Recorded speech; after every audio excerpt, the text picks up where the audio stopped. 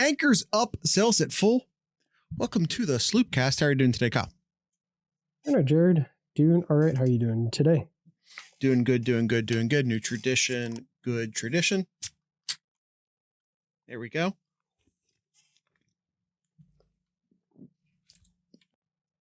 Kyle, we are in, we call this Camp SloopCast, but because it happens in the middle of what we call the wasteland, we could also probably call it the oasis, but it kind of doesn't even feel like did we do an officially branded wasteland episode yet? Like, cause it was like we barely touched the sand before we're just back at it again. Yeah. I'm not complaining, although maybe some of the players might be. Ryan Day has said, maybe. Yeah. Ryan Day has said that this is going to be a relatively low contact spring because they were playing football not all that long ago. The spring game has been, at least for this year, rebranded as a spring showcase, I think was the word that they used. Not exactly sure what that means yet, but we'll find out. But, this is going to be a bit of a low contact spring for Ohio State. And do I think that is somehow a disadvantage for Ohio State? I don't, because they were practicing all the way up deep into January. It's not like they weren't practicing during that time.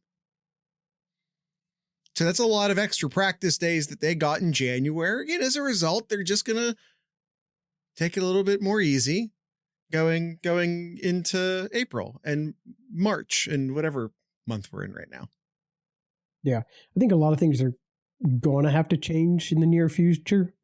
Not just spring camp. I think spring camp is going to have to change significantly in one way or another. I don't know what that would be, but if you're one of the best teams and you're playing into late January, you only have like less than 2 months to essentially get iced up and get ready to go back at it again. Seems very not a long time to recover. Listen, but also on the transfer portal side of it too. I think the transfer portal has to change a lot too, and in the next few years here, will it get fixed this year? Probably not. But I think from what we've seen in this offseason and the 12-team playoff, things have to change though. But I digress. We're here to talk about the spring camp here. First week is in the books here. A lot of fans ready to digest what they can get from this 2025 football team. Going to look a lot different. But yeah, where would you like to start off here, Jared? I thought, we've learned a few interesting things so far. And, at the time we're recording this, which is Sunday night, we haven't got, I don't believe they've even done like contact practices yet. So, feel free to take all of this with a grain of salt, of course. But I think there have been some bits of news come out that I've found at least a little bit surprising. So I set up a series of questions for us to consider. The first question, and I'll let you take first crack at these, and then I guess I'll just respond to you.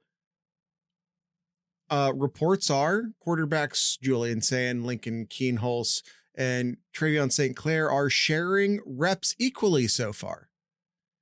I think you and I have sort of at times during the brief period in between the national championship game and now said that we don't really think we kind of think it's Julian Sayin's job.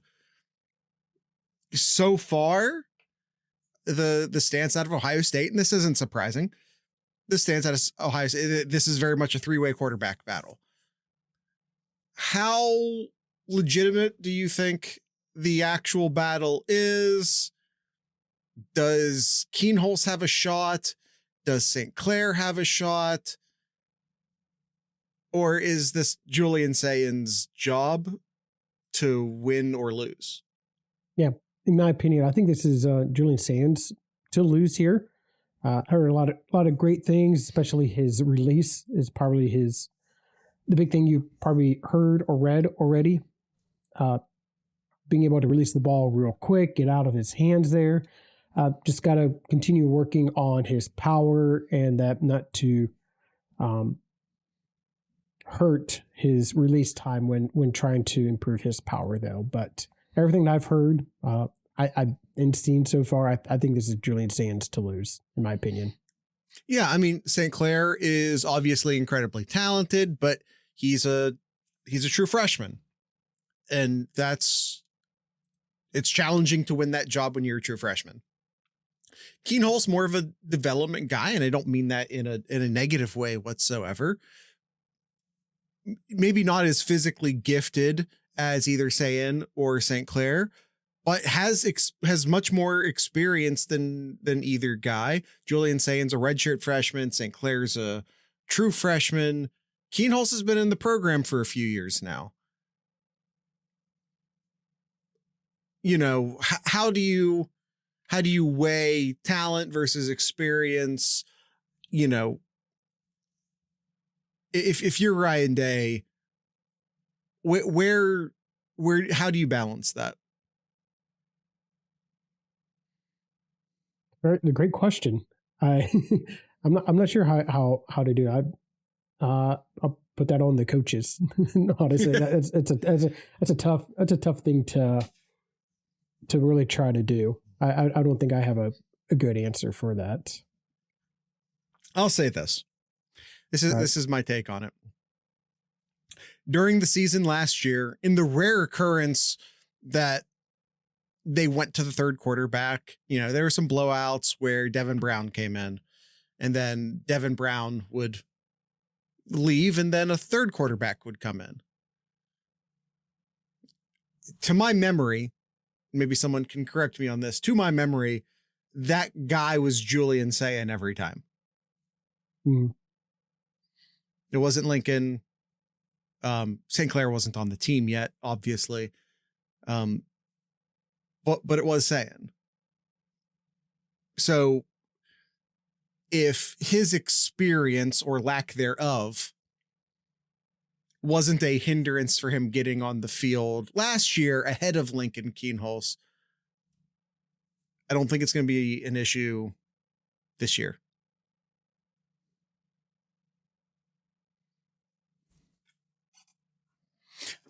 Next question. Any other thoughts on the matter? No, I think one of the big things. Well, there's a lot of things that I think Ohio State fans are really interested in learning more about: quarterback play, the offensive line, which was a big topic last year. Sure. And then replacing a lot of the key positions there, like your dual running backs, a lot of your defense as well. Who's going to be stepping up into those roles as well. So a lot of talks about the offensive line here. I think the biggest surprise here, Jared, is Austin Siereveld playing left tackle. So far, yes. Was a lot with the left guard. Now repping at left tackle here, caught a lot of people off surprise here. But I mean, if it worked last year, do it again, run it back. In desperation, it worked last year. We're not talking about basketball, Austin. We're not doing it. The Siereveld move I find surprising.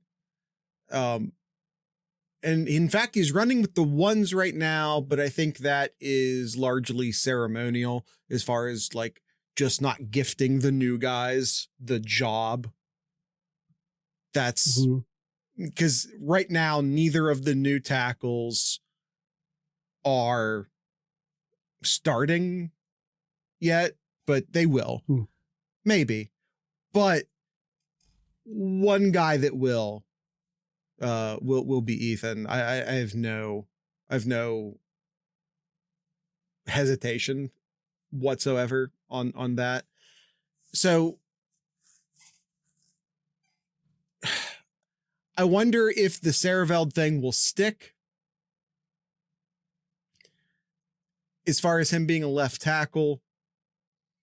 And if it does stick, I understand, like, hey, tackles are more valuable than guards if you look at like NFL contracts, right?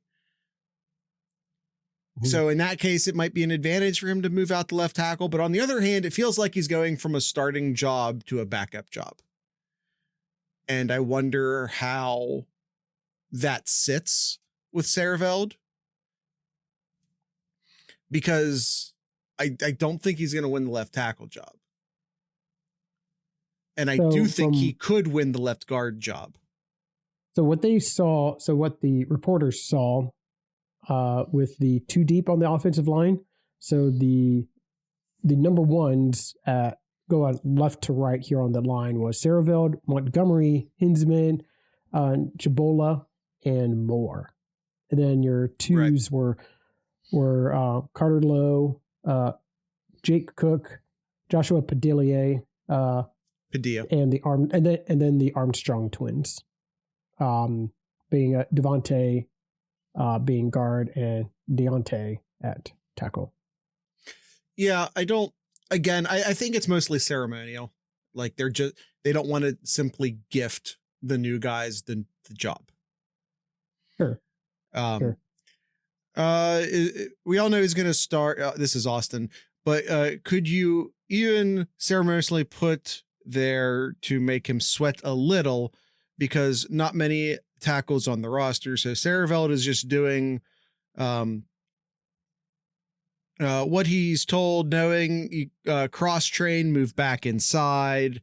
It's obvious that our tackle depth was just so ass that they couldn't put a guy in. Yeah, they're trying to force some competition, and that's I don't disagree with you, Austin. It is, and both him and Daniels have part of the transfers to come in haven't even really seen much at all too. Yeah, so, I agree with your assessment, Austin. Don't read into it. Don't read into it right now. But Carter coming in at over 340 pounds. That's a big dude right there. I saw it. I thought it was more like 350. Daniels could legit not start.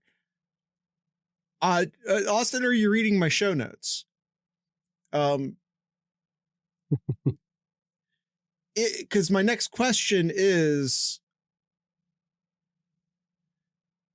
the RT spot up for grabs? Because there's a lot of Ian Moore buzz right now. Mm-hmm. That here, Austin, he came out at 320, he's up to 347. Yeah, they said that Carter's listed at 341 and Ethan is listed at 357.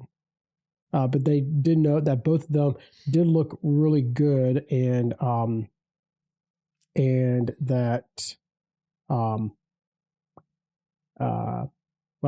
that Ethan was looking a lot lighter than 357. Well, good weight. But again, we're in March. Yeah, it's March. We still got over 5 months. Over 5 months until the Buckeyes kick off against the Longhorns. Yeah. So got a long ways to go still. Austin says Daniels could work behind Ethan this year, be the heir apparent at left tackle in 2026 when we make another real run at this. First, I agree. This year is not a national title year. I think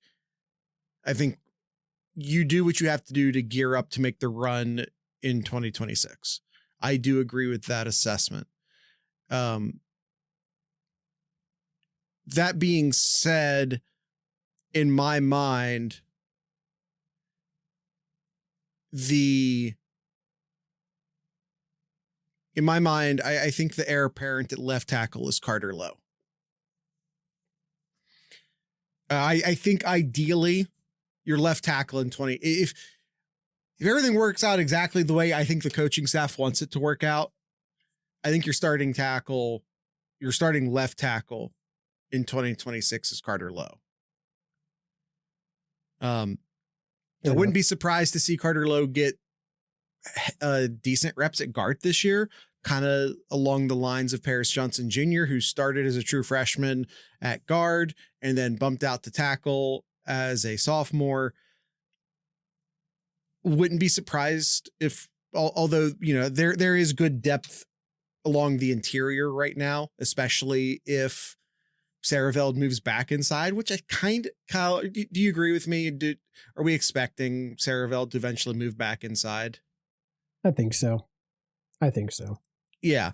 So especially once Siereveld moves back inside, I think it's pretty obvious to me that at that point you have probably too much good depth on the interior to be starting a true freshman, even if that true freshman is Carter Lowe and might be the next Paris Johnson Jr. ideally. So I right now, I hold on. Let me, where's my, let's see. Let me jump into the Discord real quick. Find our depth chart. Let's see. I'm curious if I would make any changes. Oh, congrats, Austin. Let me see. Take a quick look at the depth chart. Would I make any, Kyle, last time we did a depth chart, we had Ethan at left tackle, Ian Moore at backup left tackle. I would change that now. I think I'd put Ian Moore in a battle at right tackle. I'd put Ian Moore to battle at right tackle with Phillip Daniels, and Carter Lowe is the eventual left tackle and backup left tackle this year. Although if Ethan actually gets hurt, I don't know if you want to throw that freshman in there. So Carter Lowe is the heir apparent at left tackle. Maybe he's the second crew left tackle, but if you really had to replace him, you'd probably put Ian Moore over there anyway. It's one of those situations. Siereveld at starting left guard, which I think I'm going to stick to. Hinsman at starting tackle, which I think I'm going to stick to.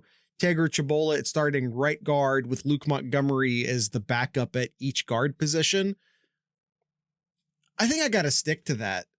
And maybe you even see Montgomery get in on a rotational basis from time to time. But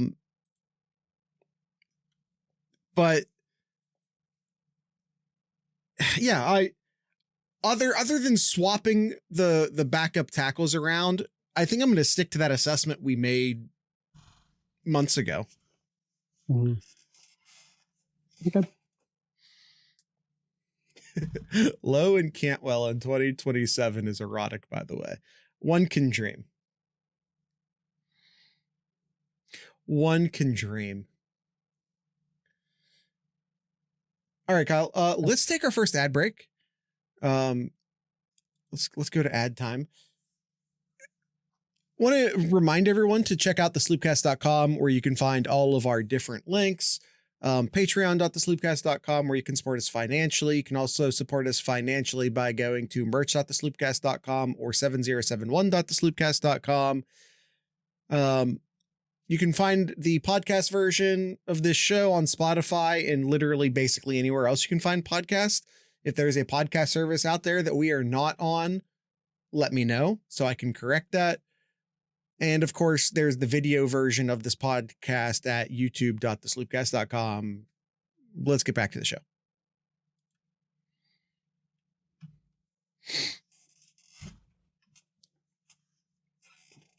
All right.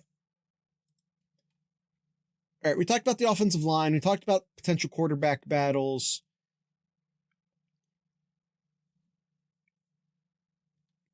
Kyle, here's another question for you.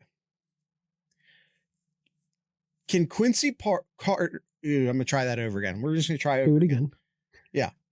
I'm not going to edit this out. For the record, I'm leaving it all in. Can Quincy Porter break into the 2 deep behind Jeremiah Smith this year? True freshman Quincy Porter, big guy, big target, 6'4", might be the next big thing at Ohio State at the wide receiver position. He's obviously not going to surpass Jeremiah Smith this year. Yeah, the answer is sure. The answer is sure there. Cause like who do you have ahead right now is like your starters. It's Smith, Ennis, Tate is your 3 Sure. starters there. Yeah. Rogers, we've seen what Rogers can do. I think he's easily like in the 2 deep as well there. So there's 4 guys. So yeah, I think he could. I think he could. Porter could be behind Smith there. Esquire in the chat says, how do the positions break down? Where is Mylan Graham? Mylan Graham is more of a slot guy, so you probably see him behind Ennis. Rogers behind Tate is interesting. It'll be interesting to see if that's how that battle works out. I think for sure Mylan Graham is behind Ennis right now. And I think the battle's pretty open for who is the immediate backups to Carnell Tate and to Jeremiah Smith. Quincy Porter, again, true freshman. I put him forward as a guy who could potentially win that spot behind Jeremiah Smith for the X. Rogers, probably, as Austin points out in the chat, Rogers is, I would probably say, the favorite right now. I would probably to back up Tate. I would say that, but there's reports of the true freshman coming in ready. So we'll see how all of that shakes out. There are some very talented, former walk-ons. I don't know if we have walk-ons anymore. No one's really clarified that for me yet. But you have David Adolph, who is a very talented wide receiver.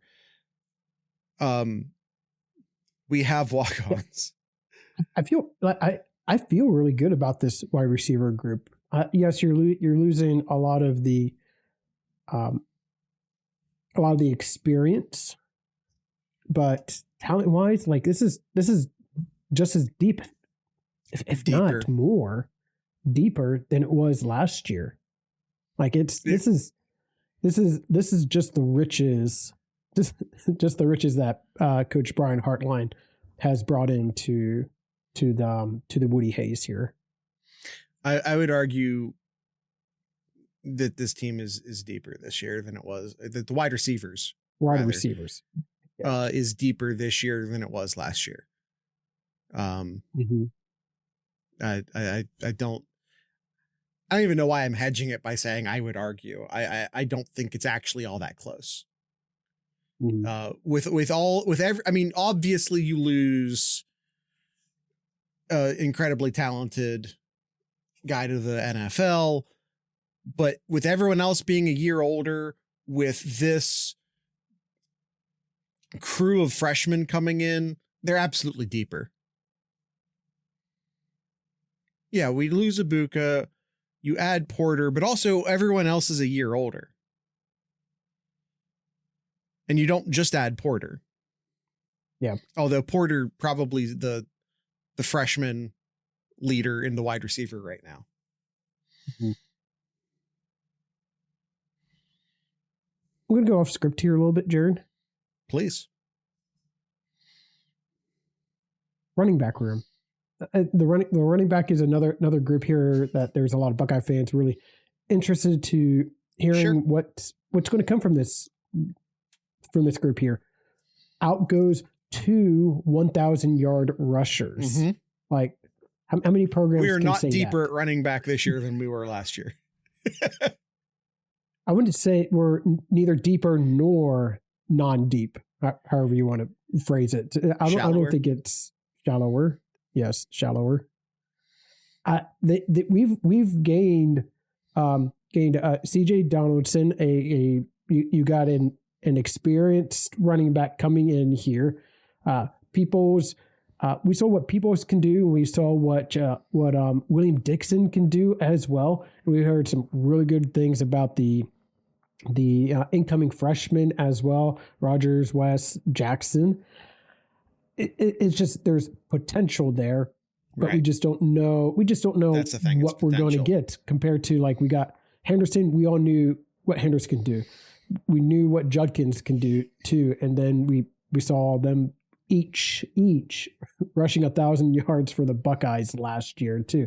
Are we going to get that this year? No, they can't have that kind of expectation for this running back group here. Yes, Austin, I was about to say that. I think the big thing that you're going to miss, especially from Henderson here, is the pass blocking. Like Henderson is NFL caliber talent on the pass blocking. I don't think he was the better pass blocker of the two, if I'm being honest with you. Sure. It's just, I think I have PFF numbers to back me up. But either way, though, like I think there's a lot of talent, just unproven talent right here. And I'm of all the positions here, whether it's the offensive line, the defensive line, linebackers, I'm honestly quarterback. I'm honestly interested in the running back room and who's going to come out on top here. Like I'm really curious. Is it going to be the transfer Donalds? Is it going to be Peoples or Williams Dixon? Like a lot of people kind of throwing out William Dixon. Yeah. He put his William name Dixon in the hat threw to out go William Dixon. He went out to the transfer portal, came back in. People did ask him what came of that, and he pretty much said that that he listened to the wrong people, and now he's taken charge and wants to be here at Ohio State. And I like what I've seen from William Dixon and people as well too. I like what I saw from the limited carries that we saw in the 2024 season. I'm really excited to see what this running back room can do. Yeah. Austin says, "Can I interest?" It's like Curtis Samuel. Yeah. I stylistically sure. I don't know if I'm willing to give him that kind of praise. But we'll see. You said, okay, you did say light. Can I interest anyone in a pistol full house set with Donaldson, Samuel Dixon, and Peoples? No. Because you throw all those running backs on the field, that means you're taking one of our deepest core of tight ends ever off of the field. And you're also taking the deepest position on the team off of the field with the wide receivers. So no, thank you.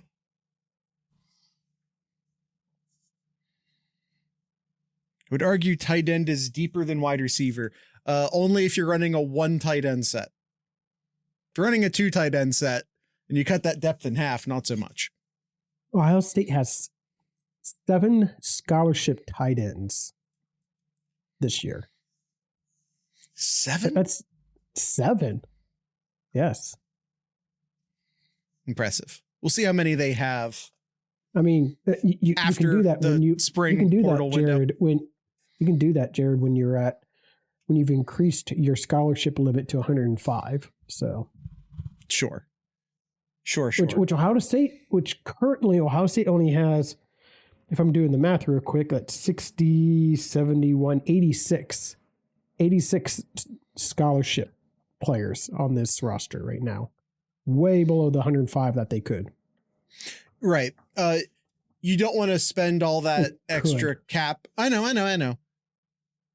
They have a 105. They have 105 on the roster. Yeah. Basically, there is no more scholarship limit. If anyone doesn't know, there is no more scholarship limit. However, you now have a roster limit of 105, which is 10, Yes. right? Is it 10 less than it was? Yeah, I believe the it's roster 10 less. limit used to be 115. So they reduced the roster cap down to 105, but basically said no more scholarship limits. Up to 105. They're going to take you can pull kids off of the track team or the wrestling team or whatever and get up to 105 like they have in the past. Sure. Sure. You need practice bodies, which by the way is also maybe why we're seeing so much like cross training on the offensive line right now, is that they are 10 people down on the roster. Mm-hmm. Yeah.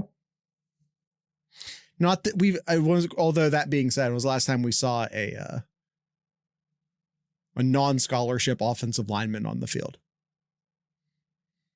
That's a great exactly. question. Another headline here, Jared. Another CJ question. Hicks. Yeah. CJ Hicks moving to defensive end here. Mm-hmm. And I thought the Ohio State had some pretty good depth already. But they do. Obviously you're losing Sawyer and Tuimalau. Yeah. But then you got Hicks moving over to the defensive end here. I'm kind of torn of that. I can see it, but I don't know. I'm curious to see what we can see of him in the defensive end. Well, for one thing, he's just going to be a much better player. He's better suited for the defensive end. Like we can talk about depth and we can talk about everything else. The fact of the matter is that he's going to be a much better defensive end, even if it's a backup defensive end, than he was going to be as a starter or backup linebacker. Like he's just better suited for the position. This isn't we need someone to play defensive end. It's we need you to be where you should be. He never picked up the read react part of linebacking. It wasn't his strong suit. I'll say that. But I think he's just more physically inclined. I think his body type and everything else. I just think he's more valuable as a defensive end. I think it's actually just that simple. And also by moving him to the defensive end, this frees you up to move Edric Houston into the 3-tech defensive tackle, where he's more properly suited to be. That's a good point. But with this, you have with Hicks now the defensive end joining Kenyatta Jackson and Caden Curry, Logan George as well too. I think this could be maybe not elite like we saw last year, but a really solid defensive end positions for this year. From a pass rush, if we're talking purely pass rush perspective, these guys might be better. Sawyer was an animal on the running game though too. Yeah. Well, so was JT. Yeah. Yes. If we're talking purely edge rushing, pass disruption, CJ Hicks now on the edge. You have Kenyatta Jackson coming into his third or fourth year. I forget. His fourth year. It's a redshirt junior now. Yep. You have Curry coming into his fourth year. So fourth year Curry, fourth year Kenyatta Jackson, Hicks playing where he should be playing now in his fourth year. This might be a better, again, from a pass rush perspective, not necessarily from a run block or a run stop perspective, because as you said, Sawyer and JT were both amazing run stoppers, but from a pure pass perspective, from a edge rushing perspective, might be a net improvement. Okay. All right. Combo of JT, Sawyer, Tyleek, and run stopping will be tough to match. Yeah, I agree. I think think a lot of us are going to, what's the right way to say this? I think people will, when the season comes along, I think we'll really appreciate what we saw from Tyreek and Hamilton.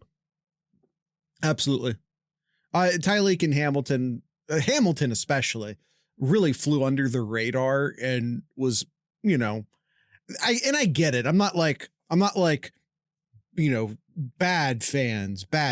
How dare you not appreciate? I'm not finger wagging, because there is just so much talent on the defense that not everyone there's only so many roses you can throw. But Hamilton was certainly one of the more underappreciated players on the defense. Yeah, absolutely. Okay. So speaking of the defense, Kyle. Yep. I'm starting to get a buzz from all of the reporting out of spring camp. And quite frankly, some of this started back during playoff practices too. I'm going to ask you a question, and I don't think I need to explain myself. I think you'll get it. Is Devin Sanchez this year's Jeremiah Smith? Wondering when we're going to talk about Devin Sanchez here. Yeah, a lot of buzz. One of the most, big buzz is still around Jeremiah Smith. I mean, just such a freak of an athlete, though. But he's not a shiny freshman anymore. But he's not a shiny freshman. This is camp talk. We're talking about shiny freshmen. Absolutely. Devin Sanchez coming in here, and I think the word that best described what I've been reading and has been in a couple of forums and posts here, shockwaves being sent in the program here about how good and early Devin Sanchez has looked so far. We're only a week in, but man, he's looking like he's really pushing to get that starting role. I don't think he will as a corner. I don't think he will either, but he's going to see a lot of the field this year. Unless he feels comfortable in the slot. Unless they feel comfortable putting him in the slot, unless he feels comfortable in the slot, I don't see him starting this year. Matthews and Iggy are just too good and too experienced. They both have a. Let's not forget about Aaron Scott. Aaron Scott's sure, a really good corner as well too. No doubt. I'm just saying, if we're talking, but if you want to be a starter, yeah, you have to get through Aaron Scott as well. But let's face facts. Your starters right now are Matthews and Iggy. Yeah, I feel so comfortable, even though we lost Burke this year.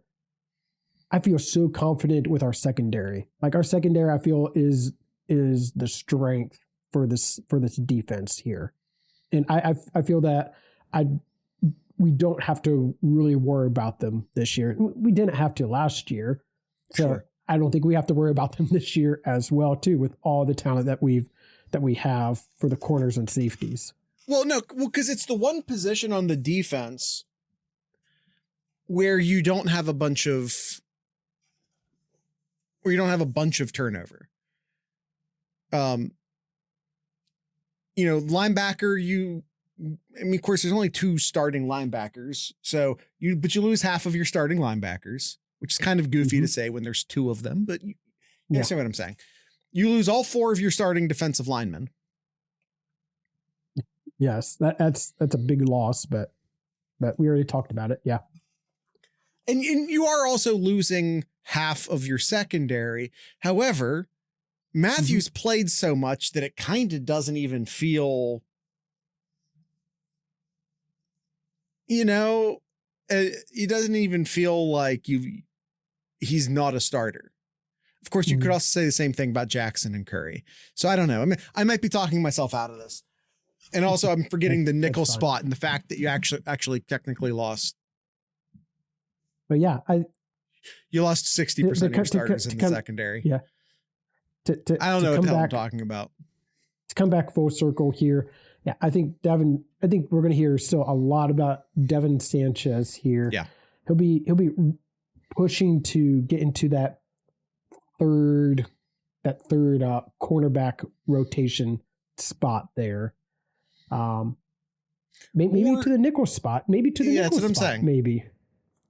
Yeah. That's what I'm saying. Like, you talk about Aaron Scott, excuse me, as a guy who you could see as, I think right now, most of what I'm seeing right now is that he is sort of 1B to Styles Senior, or excuse me, to Styles Junior, the elder, Lorenzo Styles Jr., the older of the two brothers, but he's still junior because that, anyway, you know what I'm saying. So it'll be interesting to see who wins the slot role between those two, or if we start to see Sanchez creep over into the nickel conversation. Mm-hmm. Secondary feels like you have more returning production than you really do, because Matthews and the fact that everyone who is new has shown flashes to the point where you're not worried about them at all. Yeah, kind of. Yep. Yeah. I mean, I think that's totally fair. That being said, at least in regards, I mean, I feel great about Edric Houston. I feel great about Kenyatta Jackson. I feel great about Caden Curry. I really don't have, those guys have all got plenty of rotation as well. Those guys all have shown flashes as well. Kenyatta Jackson had some key plays late through the playoff run last year. Caden Curry has always sort of flashed to me as a playmaker. I'm not worried. I'm not worried about the defensive ends at all. I'm not all that worried about the defensive tackles, especially if we're solidifying Edric Houston as the 3 tech. That's huge for, your defensive tackle rotation. Maybe the biggest concern defensively right now is just the fact that you lost maybe the best defensive coordinator in college football. Yep. That is what that is. We don't really have any control over that. That simply is. Kyle,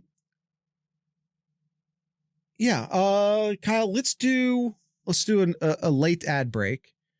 We got one more question. Then we got Kyle's corner and whatever else we want to end the show on. So let's do one more ad break. All right. Hey, doing the ad break again. This is me, Jared. How is everyone? Make sure to visit our t-shirt stores and make sure to go buy stuff because, listen, my issues with TeePublic are starting to get bad. Because they just randomly take stuff down. They took something else down this week, which made 0 sense from our 7071 store, is literally just a t-shirt of the Cleveland skyline that said Cleveland over it. And they claimed, and I'm starting to realize that it's not actually Ohio State or the NFL doing this. It's just Teespring and some stupid AI algorithm that just does it. And then they pretend like it's a legitimate thing, but it's not really a legitimate, literally just a picture of the Cleveland skyline and it said Cleveland over top of it. And they claimed that it infringed on NFL copyrights. So get stuff while you can, because it could disappear at any time. I'm not trying to create a FOMO situation here. It's just the reality of life on Teespring at the moment, because they have some sort of stupid algorithm that automatically takes stuff down. And then when you ask for support about it, they just claim that whatever AI bullshit did it was right, and that you shouldn't fight them on it, even though they can't justify why it was taken down. So that's how things are going at TeePublic right now. So go get stuff before they take it down, or before I say fuck it and don't want to work with TeePublic anymore, and then we have to find a new thing, and then you can't buy anything for a while because I don't have a store anymore, because I'm just this close to done with TeePublic. So get stuff while you can at merch.thesloopcast.com or 7071.thesloopcast.com. Hey, Esquire, can you sue them for me? Thanks. just send them a letter that says sued, and that's it. That's like, just like big font, maybe a scary font. It's always my dream to be a plaintiff lawyer. Well, if you're looking for some experience, just send TeePublic 4 faxes. You're a lawyer. I assume you still fax things. Just S is the first fax. The second fax is a U. The third fax is an E. The fourth fax is a D. And then that's it.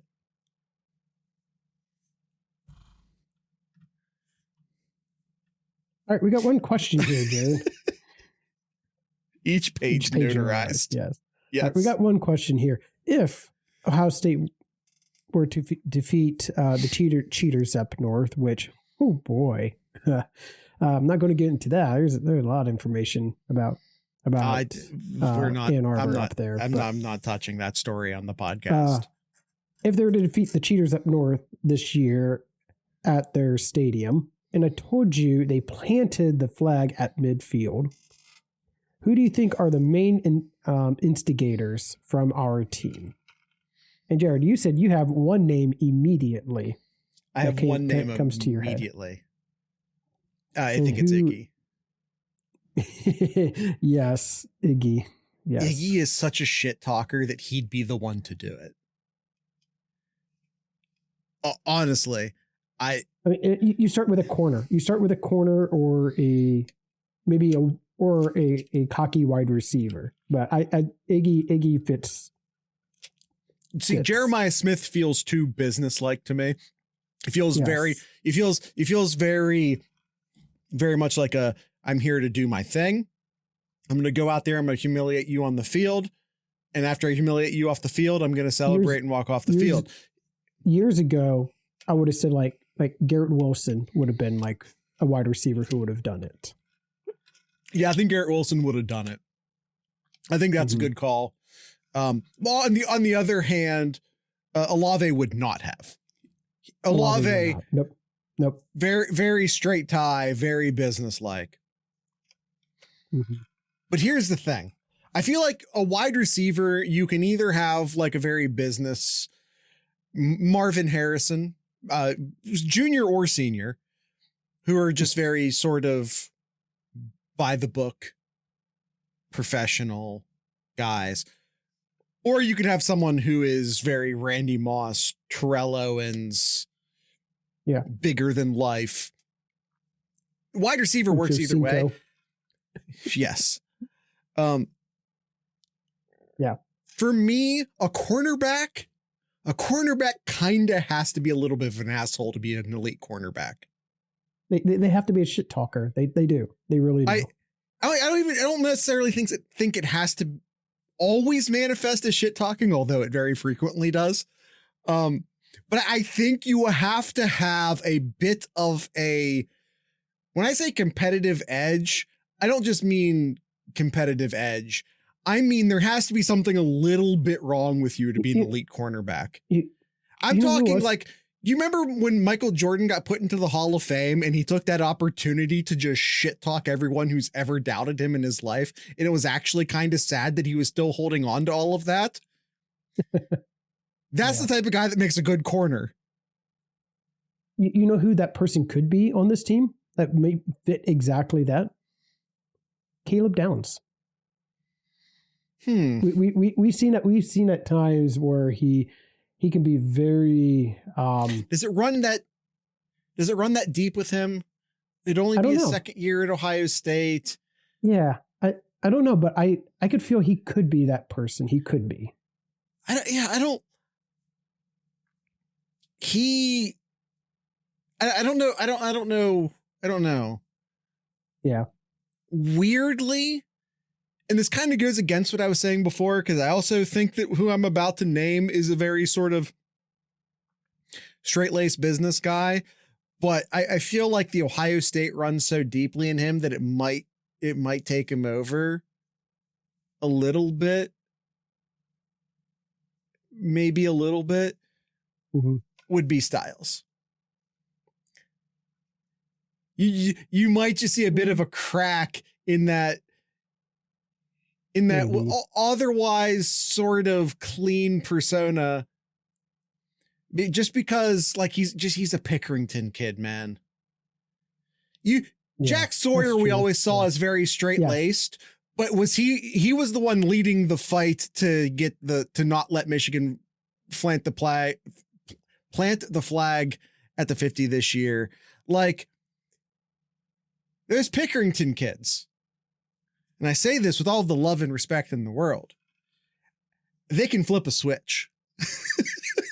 they can be, you can simultaneously take them home to meet your parents and then take them to the bar to, get in the middle of a fight if need be. But they're not starting the fight, but they can finish the fight. These are the Pickerington kids. Yep. Fair enough. All right. The last thing I had here, Jared, were Iggy was my answer. Did you have a definitive answer? Iggy sounds spot on. It really does. Yeah. I got some new numbers. I got some new numbers for the football team here. Okay. Is this Kyle's corner? Yes, this is Kyle's corner. Hey, Kyle, do you have anything in Kyle's corner? Numbers. We got new numbers for Ohio State football players. I'm going to name all of them, but some interesting ones. Devin Sanchez, that we mentioned before, number 4. Single numbers are always interesting. So, Philip Bell, even. Mm-hmm. Philip Bell gets the coveted number 7. Ooh, that's an honor. Mm-hmm. Desai Jones has 8, and TSC has 9. All 3 of the freshman wide receiver getting a single digit. Mm-hmm. Quincy Porter has 11. CJ Donaldson. Wait a minute. Quincy Porter has 11, which means Brennan Ennis. Yep, Ennis has 1. Yes, they didn't. Has moved to the number 1. Yes. Yep. Porter's 11. CJ Donaldson's 12. I don't know if I like 12 on a running back. Can I say that? I don't know if I like 12 on a running back. I need to vamp for a second because Kyle apparently had something come up. I don't like 12 on a running back. I feel like a running back could be a single digit. I feel like a running back. I don't know if I want a running back in the teens. Is that a weird take? And a lot of people would be like, what about Zeke? I know. But Zeke's Zeke. I would have preferred to see Zeke in either 5 or 25, if I'm being honest with you. I don't know if I like a running back with in the 10s category. Guys, I'm just vamping. Kyle disappeared. I don't know why. I'm sure it's important. He's a dad. Whatever it is, very important. I don't have the list of numbers he's reading off of. I have no choice right now but to just vamp. I just got to keep going.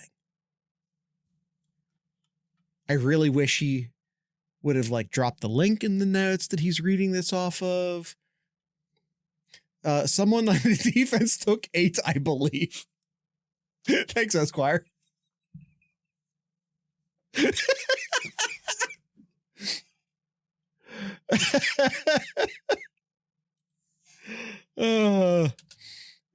New Ohio State numbers.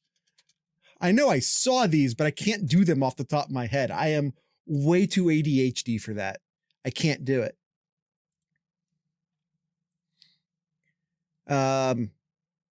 Boy, this is great podcasting. I know I say I don't like to edit, but there might be an edit in this one. There very well could be an edit in this one. I'm not gonna lie to you.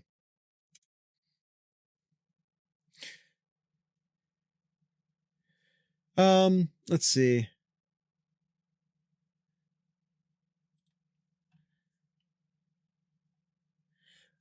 All right. We already had, he already talked about that one. He already talked about that one. Phillip Bell at 7. We talked about that. Desi Jones at 8. We talked about that. Arvell Reese is now, there you go, Esquire.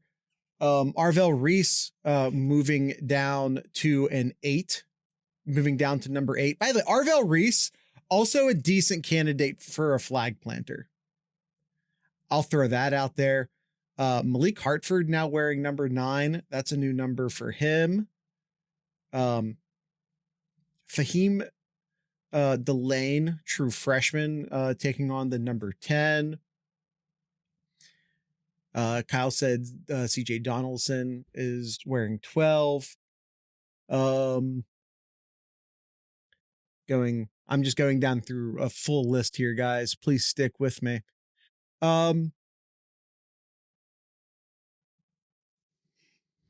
Kyle's back. Kyle, I panicked. I'm not going to lie to you. That did not go well. Nope, you're good. That did not go well. I panicked. I did talk about people up to Riley Pettijohn, true freshman linebacker, who's now wearing number 20. I say now. Yes. He's new. Any other number changes that are over the number 20? Yeah, apologize for having to hop out. I never do that, but had to take care of something. Jermaine Matthews and Reese were big ones, and Rogers changing from 13 to 21 is an interesting jump as well. See, can we get Donaldson and Rogers to change numbers?